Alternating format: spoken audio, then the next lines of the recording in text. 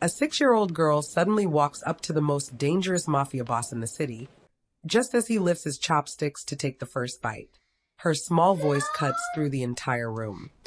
Don't eat that food, 20 men freeze, hands already reaching for their guns, because if that child is right, Kang Joon-ho is seconds away from swallowing poison. But what happens when he realizes the child who saved him might be connected to the one woman who vanished from his life 6 years ago? Welcome to the very first episode on Afro-Korean realms. I've spent a lot of time crafting these worlds, and I'm so excited to finally share them with you. Since this is our very first story together, it would mean the world to me if you'd join the journey by hitting like and subscribing. Now, let's step into the story. Jasmine Johnson was the kind of woman who had learned that silence was safer than sound. She is a kitchen chef who moved through the kitchen with expertise, purpose, with pressure, with no wasted energy. Chop, plate, season, wipe. The rhythm of her hands was the rhythm of her survival. 7 years in professional kitchens had taught her that if you kept your head down and your food perfect, nobody asked you questions. And Jasmine Johnson could not afford questions. She had a life now. A small, clean life with a routine she trusted. Wake up at 6. Make Zoe's oatmeal with the brown sugar on the side, because Zoe liked to mix it herself. Drop her at school. Take the train. Prep by 9. Lunch service. A short break where she sat outside and watched pigeons for 15 minutes, like it was the most important meeting of her day. Then dinner service. Then home. Then repeat. It was not a big life, but it was hers, and it was safe, and nobody knew where she had come from. The restaurant she worked at was called Hari, a high-end Korean fusion place on the 11th floor of a building that made you feel like money just by walking through the lobby. The owner, Mr. Lim, was a small, nervous man who wore the same gray suit every day and treated every dinner service like a military operation. That Thursday afternoon, he gathered the staff by the host's stand with the energy of a man who had just received a call from someone he owed a favor to. Private booking tonight, he said, adjusting his tie twice. 8 o'clock. Full buyout.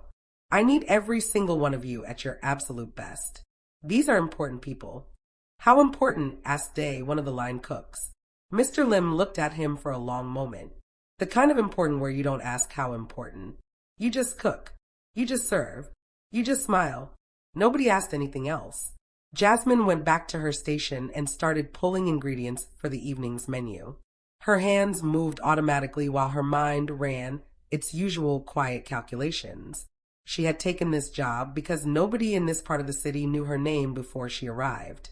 She had kept this job because her food was extraordinary and she never caused problems. She planned to keep it for a very long time. What she did not plan for was the babysitter calling at 5:30. I'm so sorry, Jasmine, the woman said, and Jasmine could already hear the apology stretching into an impossibility. My mother's been taken to the hospital. I can't come tonight. Jasmine stood in the back corridor with the phone against her ear and looked at the ceiling for 3 full seconds. It's okay, she said. I hope your mother is all right. She hung up and thought. Dinner service started in 2 hours. There was no one else she could call. Zoe's school friends' parents were away for the week. Her neighbor worked nights. There was no one. She went back to the kitchen and found Mr. Lim. My babysitter fell through, she said. I need to bring my daughter in tonight. She's 6. She won't make a sound. I'll set her up in the back corner of the private dining room before the guests arrive. She has her drawing book. She's quiet. Mr. Lim looked at her like she had just asked him to add a playground to the restaurant. Jasmine, I will quit right now if you say no, she said calmly. And you will lose your best chef 2 hours before your most important booking of the year. There was a pause that lasted about 4 seconds. Back corner, he said. And she does not move. Zoe arrived at 6:15 wearing her purple dress with the small buttons and her white sneakers that she had drawn stars on with a marker because she thought they needed decoration. She walked into the kitchen with the seriousness of someone reporting for duty and looked up at her mother. Am I allowed to see the food? She asked. You're allowed to sit in the corner and draw pictures, Jasmine said, crouching down and tucking a loose braid behind Zoe's ear. Do you understand? You stay in your chair. You drink your juice. You draw. You do not wander. What if I need the bathroom? You come find me first. What if you're busy? Zoe. Okay, Zoe said. Jasmine walked her to the corner of the back dining room, a quiet alcove separated from the main private space by a half wall with a decorative screen. She set up the juice box, the drawing book, the 4 colored pencils Zoe considered her essentials, and the small stuffed rabbit that traveled everywhere. She pointed to the chair. Zoe sat in it and immediately opened her drawing book with the focused energy of someone who had a lot of important work to do. Jasmine looked at her daughter for just a moment longer than necessary. Something about the image of Zoe sitting there, small and certain in her purple dress, filled her chest with a feeling she did not have a clean word for. Love was too simple. Terror was too much. It sat somewhere between the two, the way most things in her life did. She went back to the kitchen. She had food to make.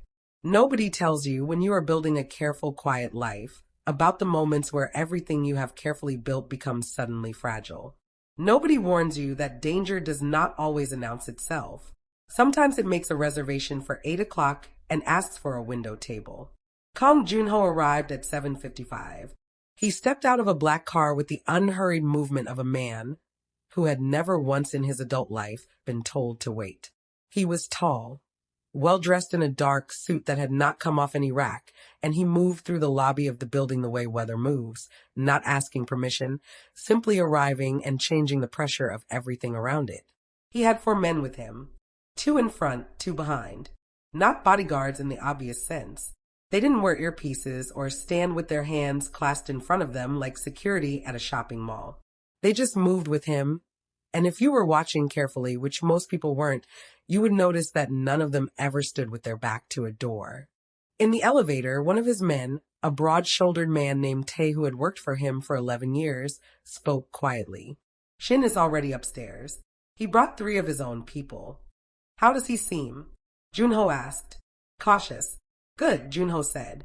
Cautious men make mistakes more slowly. That gives us more time. The elevator opened and he walked in like he owned the room, because in every way that mattered, he did. What nobody at that table knew, including Kang Joon-ho himself, was that the evening had already been scripted by someone else. 2 days earlier, a young waitress named Hannah had received a phone call she did not know how to refuse. The man on the other end of the line had offered her 3 years of her salary in a single payment. He had also, very quietly, mentioned that he knew where her younger brother went to school. He had not made a direct threat. He hadn't needed to. The implication had settled into Hannah like cold water, and she had listened to his instructions with her eyes closed and her free hand pressed flat against the wall to keep herself standing. Her job was simple, the man had said.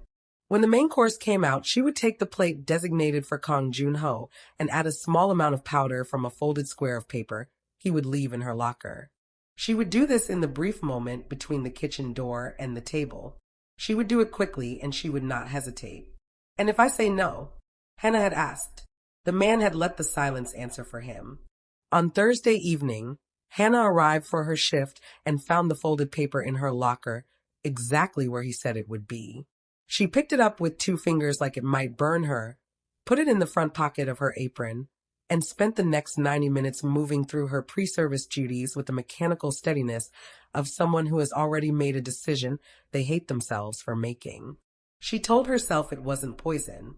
She told herself it was probably just something to make him sick. She told herself a lot of things that she knew were not true, because the truth was unbearable and she had a brother who went to school every day in a building she suddenly could not stop picturing. In the back corner of the dining room, behind the decorative screen, Zoe was drawing a horse. She had been drawing the same horse for 20 minutes because the legs were hard and she kept erasing them. She was not paying attention to the room. She was focused entirely on the legs, her tongue pressed slightly to the side of her mouth the way it went when she was concentrating. Then the kitchen door opened, and she looked up, the way curious children always look up at movement, and she saw Hannah. Hannah was carrying 2 plates, moving toward the main dining area. But she had stopped just outside the kitchen door, in the narrow corridor between the kitchen and the dining room, in a spot that she must have believed was completely unobserved. Her back was partly turned. Her right hand moved quickly over one of the plates, a small, deliberate motion, a folding and tucking of something between her fingers, and then she straightened, adjusted her posture, and kept walking. Zoe watched her go. She set down her pencil. She looked at the horse with the bad legs. She looked at the doorway where Hannah had disappeared. Something in her small chest had gone very still, the way things go still in children before they understand why. She thought about what her mother had said. Stay in your chair. She got off her chair.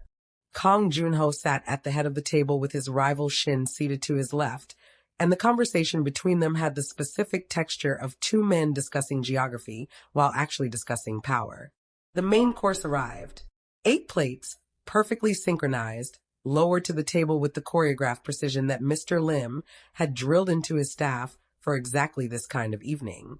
The room filled with the smell of the food, galbi glazed short rib with a black garlic reduction that Jasmine had spent 3 days perfecting. Joon-ho reached for his chopsticks, and a small girl in a purple dress walked into the room. She walked determined, like when she has decided something, without hesitation, without awareness that the situation might call for hesitation.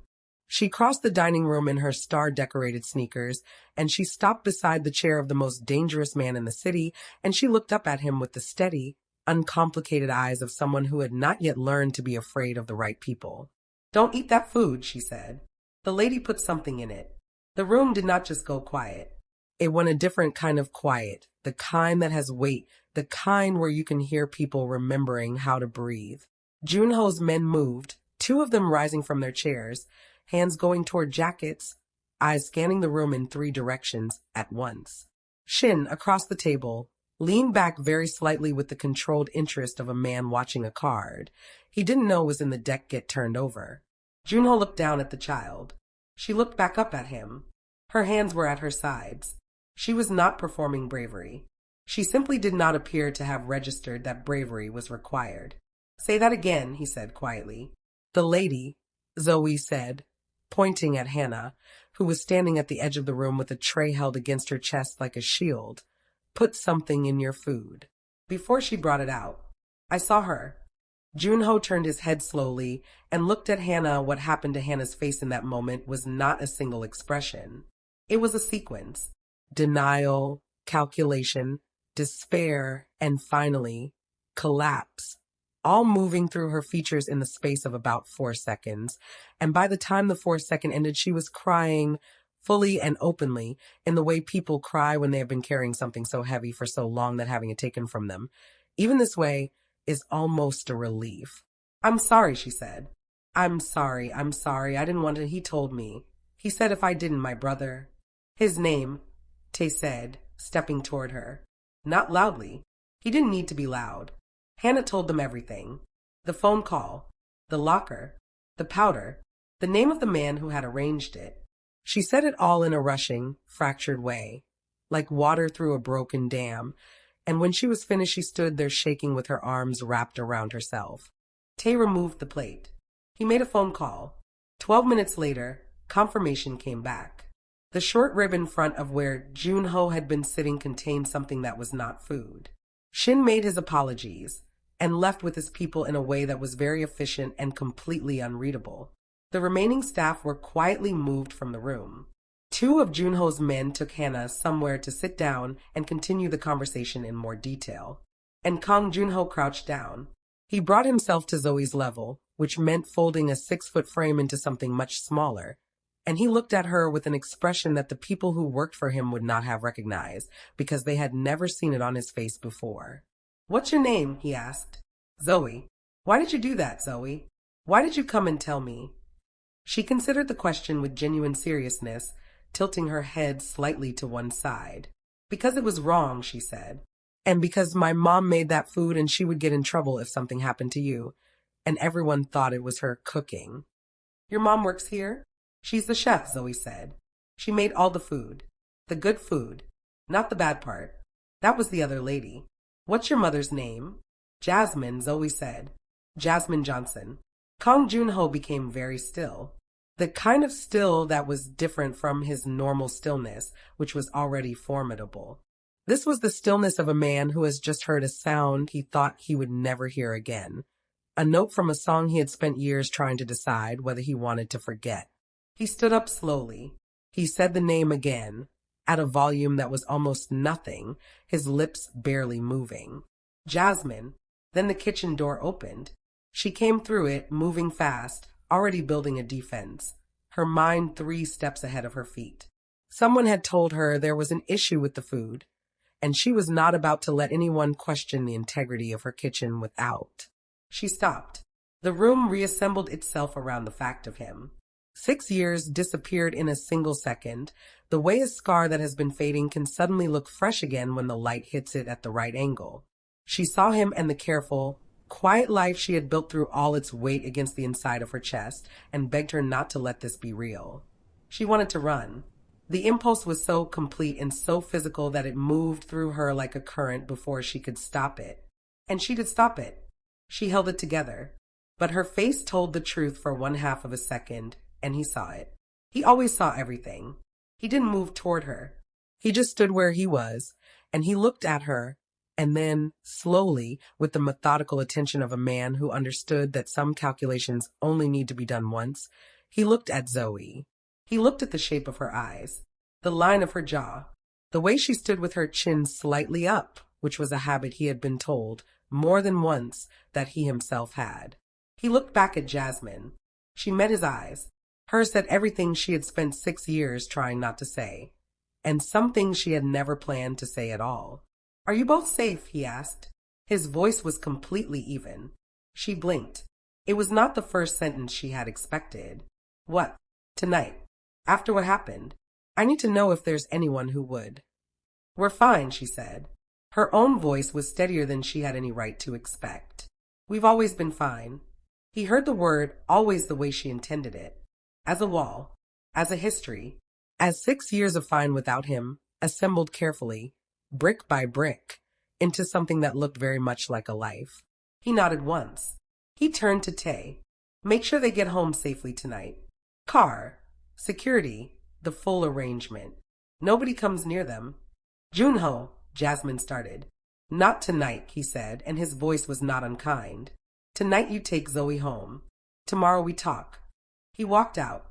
His men filed after him, and the room exhaled like it had been holding its breath for the better part of an hour. Jasmine stood in the center of the empty dining room with her hands at her sides. Zoe appeared beside her and slid her small hand into her mother's hand the way she always did when she understood that something large was happening, even if she couldn't name it. "Mom," she said. "Yeah, baby." "That man," Zoe said. "Who is he? Is he someone we know?" Jasmine looked down at her daughter. She pressed her lips together.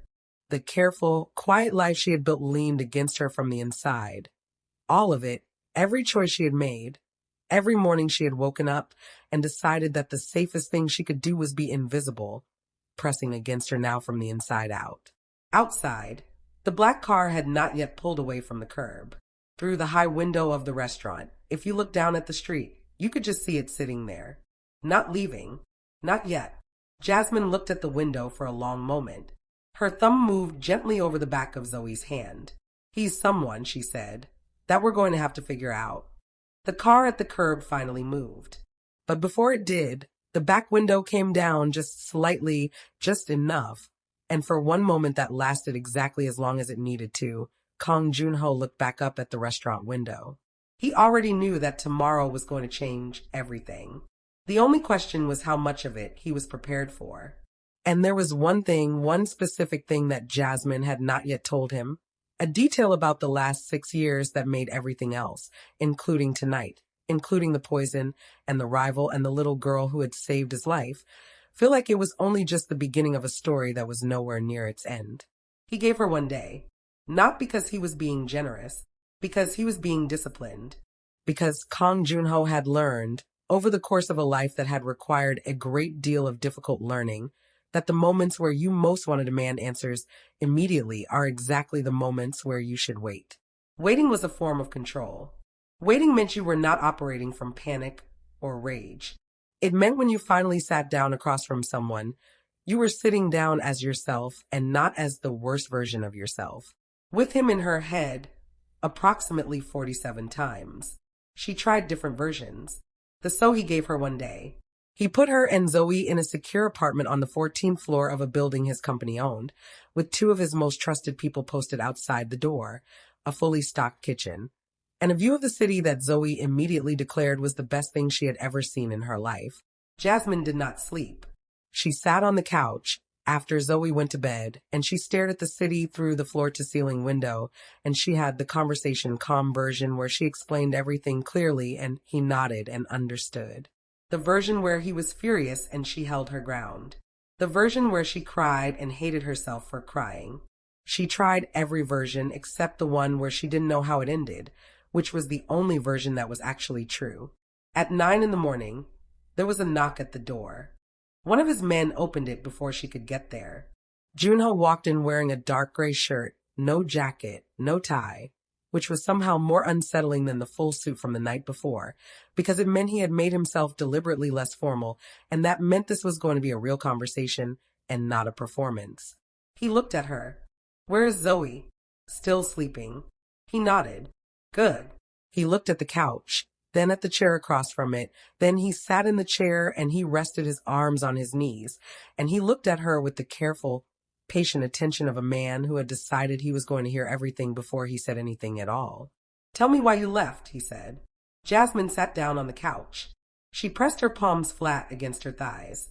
She had spent one whole night preparing for this, and now that it was actually happening, all 47 versions dissolved, and there was only the truth, plain and undecorated, sitting in her chest waiting to finally be let out.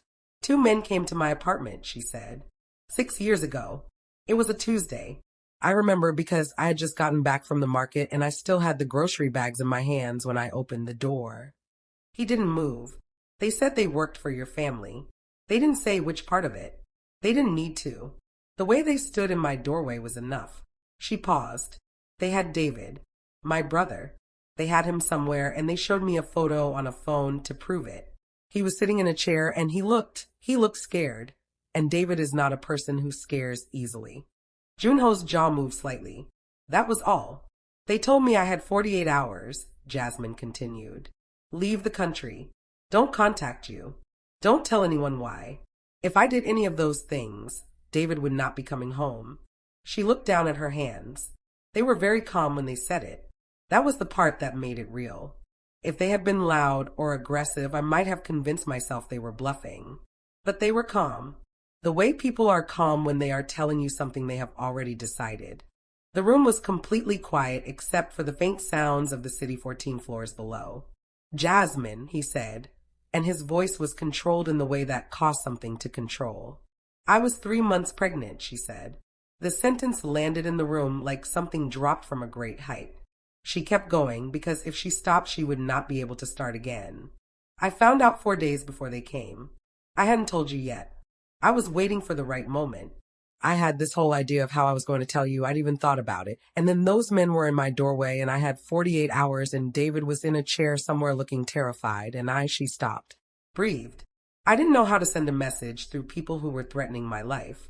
I didn't know if a message would even reach you or if it would just make things worse for David. I didn't know anything except that I had a brother who needed to come home and a baby who needed to be born somewhere safe. So you ran." "I ran," she said. "I took my passport and $300 and I got on the first flight I could afford and I landed in Atlanta at 6 in the morning with nothing and nobody." He stood up. He didn't go anywhere. He just stood up because sitting had apparently become impossible.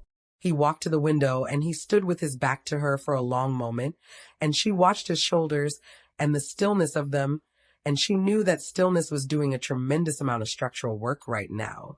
"I had Zoe in a hospital in Atlanta," Jasmine said to his back. "August 14th, a Tuesday, which I thought was strange because it all started on a Tuesday. I was in labor for 11 hours.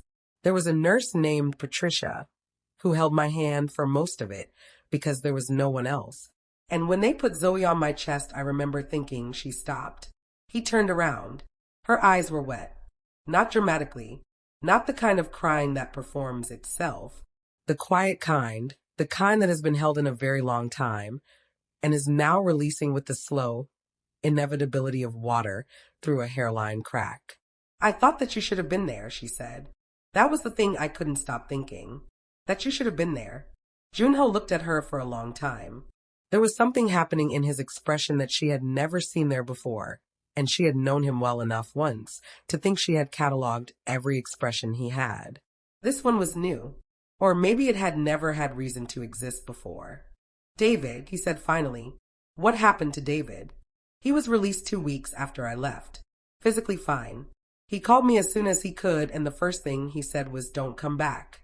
Not don't come back to him. Don't come back at all. He was scared. I think they talked to him too. I think he carried his own version of this threat for a long time. She wiped the corner of her eye with the back of her wrist. We still talk. We talk every week. But I never told him everything. About the pregnancy. About what I was really running from. I told him I had to leave for my safety, and he loved me enough not to push. And you never tried to contact me, he said. Not as an accusation. As a fact he was assembling. I tried once, she said. About 8 months after Zoe was born. I wrote a letter. An actual letter on paper. I wrote it and rewrote it about a dozen times, and the final version was 2 pages. She looked at him steadily. And then I sat with it for a week. And I thought about what would happen if it reached the wrong people first. I thought about Zoe, and I folded it up and I put it in a box, and I have never told anyone it exists. Something shifted in the room. Not dramatically. Did you want to come back? He asked. His voice was very quiet. She looked at him across the space between them, the actual space and all the other kinds of space, the 6 years and the distance and all the decisions and all the versions of this conversation she had practiced alone at night when Zoe was sleeping and the city was quiet. Every single day, she said. He crossed the room in 4 steps, and he sat down on the couch beside her, not touching her, just close, and he put his face in his hands for a moment that lasted long enough to tell her everything about what he was carrying. Then he straightened up. He looked at the wall. I looked for you, he said. For 2 years, I looked for you. My people told me you had left voluntarily, that you had decided to go. I didn't believe them, and I kept looking anyway, and eventually the search started to look like something that was damaging me, so I stopped. He paused. I never stopped thinking you were out there somewhere.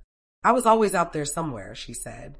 The door to the bedroom opened, and Zoe appeared, barefoot, with her hair loose and her rabbit tucked under her arm, blinking at the morning with the soft disorientation of someone returning from deep sleep. She looked at her mother. Then she looked at Joon-ho.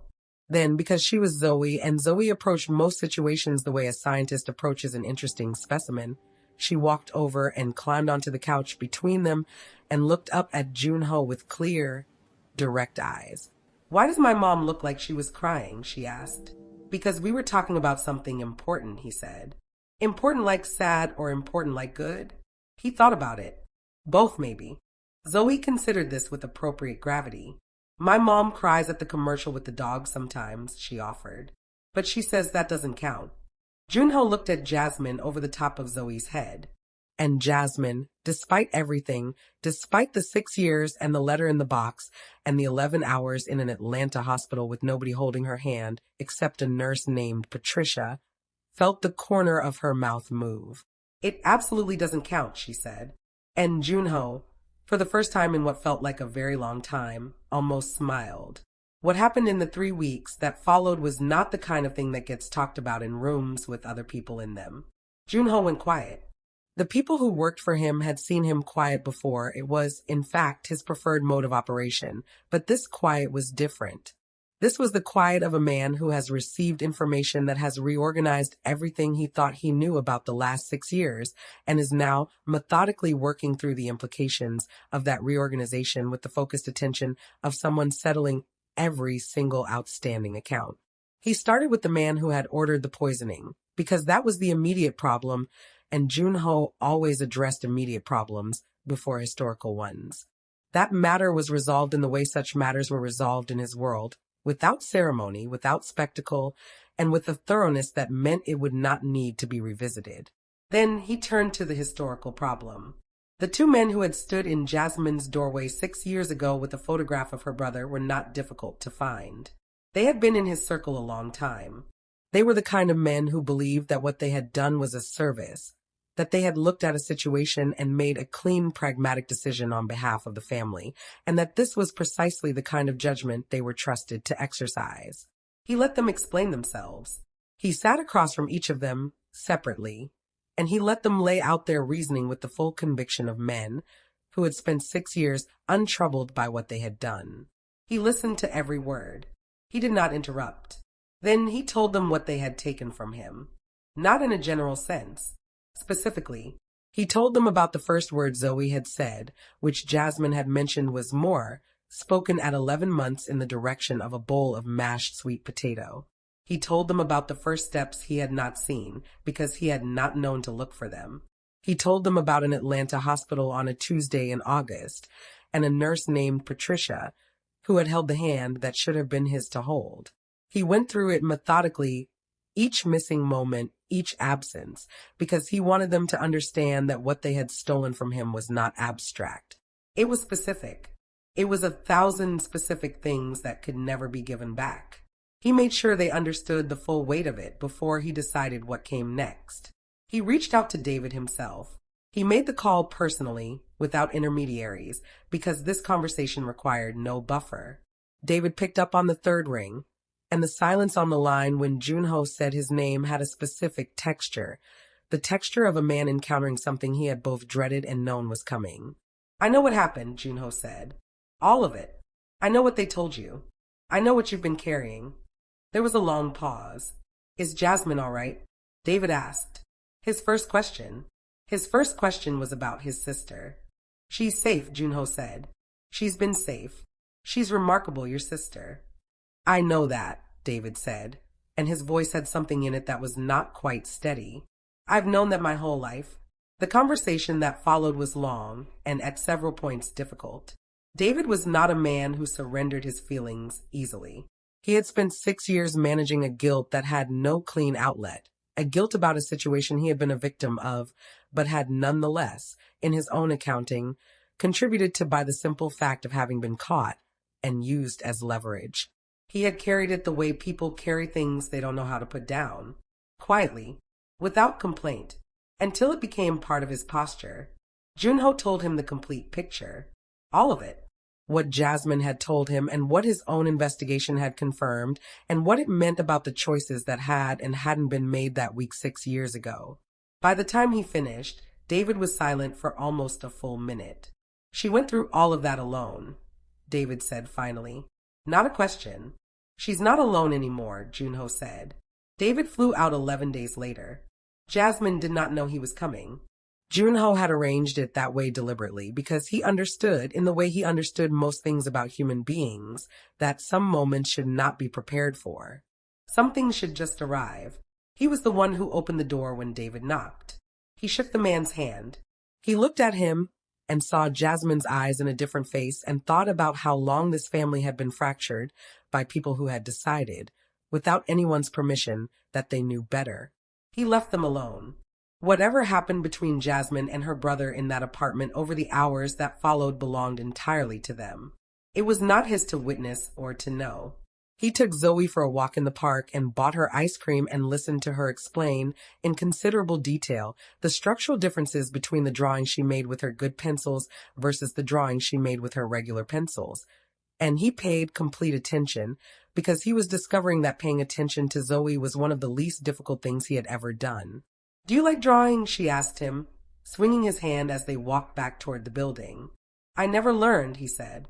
She stopped walking and looked up at him with an expression that suggested this was one of the more serious deficiencies she had encountered in a person.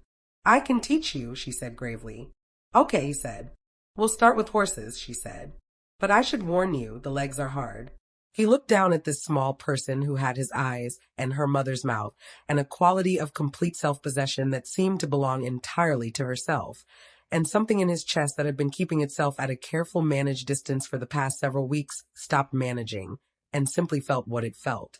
"I'm a quick learner," he said. "We'll see," said Zoe and resumed walking. It took him 3 months to make the decision and 3 weeks to execute it. And the people who had spent years reading him as a fixed and permanent feature of a particular kind of world received the news with the varied reactions of people who have been told that something they considered a law of nature was actually a choice. He was not naive about what he was leaving or how it would sit with those who remained. He did not pretend that the life he had built was without consequence or that stepping away from it was a simple matter of preference. He had spent a very long time being a particular kind of man, and that kind of man does not simply hand over his keys and go home without extensive negotiation, without making sure the structure he is leaving does not collapse in a way that makes him responsible for the aftermath. So he spent 3 weeks being methodical about it. He identified the men who could carry it. He transferred authority in layers, the way you transfer weight, carefully and in stages so nothing buckles. He closed out every outstanding account, resolved every pending matter, and made certain that his exit was the kind of exit that nobody would feel the need to call him back from. What he was leaving, a room that changed when he entered it, the specific gravity of being feared, the protection that fear provided, and the loneliness that it created in equal measure.